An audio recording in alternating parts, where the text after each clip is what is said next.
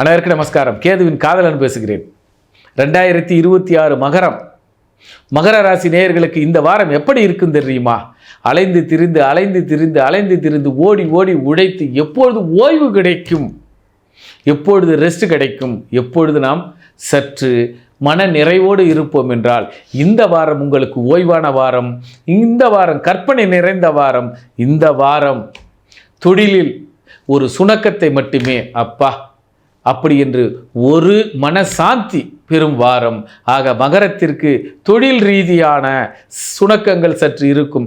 இருந்தாலும் பரவாயில்லை.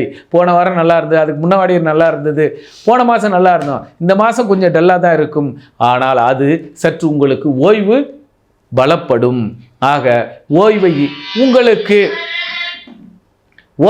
உங்களுக்கு சரியாக பயன்படுத்தி கொள்ளுங்கள். அந்த ஓய்வு உடல் நலமும் சரி மனநலமும் சரி அற்புதமாக இருக்கும். ஆக மகரம் ஓய்வை விரும்பும், ஓய்வு கிடைக்கும். அதாவது இன்னைக்கு 2-3 நாள் வேலை இல்லைப்பா, என்னன்னு தெரியலப்பா, சிறு சுணக்கம் தான் இருக்குமே தவிர வேறு ஒன்றும் இல்லை, பெரிதாக எதுவும் இல்லை. இந்த ஓய்வை நீங்கள் சரியாக எப்படி பயன்படுத்தி கொள்ள வேண்டும் என்றால், உங்களுடைய குலதெய்வத்திற்கும் உங்களுடைய குருமார்களுக்கும் அல்லது நீங்கள் இதனால் வரை செல்ல வேண்டும் என்று எண்ணி இருந்த அந்த கோயில்களுக்கு ஆன்மீக யாத்திரைக்கு சென்று உங்களுடைய கோரிக்கையையும் உங்களுடைய பல நாள் கனவுகளையும் பல நாள் ஏக்கங்களையும் தீர்த்து வைத்துக் கொள்ளுங்கள்.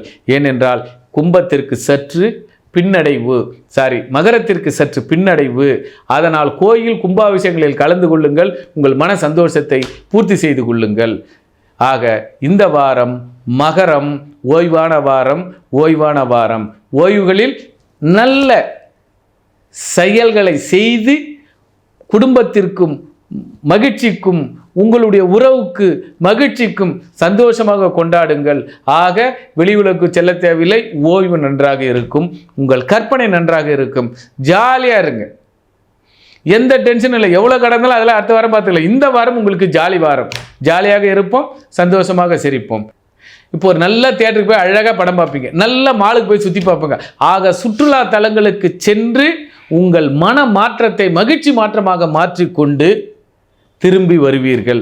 Change of life, change of week, change of month. ஆக இப்பொழுது ஒரு மாற்றம் உங்களுக்கு மன மாற்றத்தை கொடுத்திருக்கும். அதன் பிறகு ரீபூஸ்ட். நீங்கள் அதுக்கு அடுத்த வாரம் உங்களுடைய வேகமும் உத்வேகமும் சீரும் சிறப்புமாக இருக்கும். ஆக மகரத்திற்கு ஓய்வு, சந்தோஷம், உல்லாசம். இந்த வாரம் உங்களுக்கு ஆரவாரமாக இருக்கும், அற்புதமாக இருக்கும். நன்றி, நமஸ்காரம்.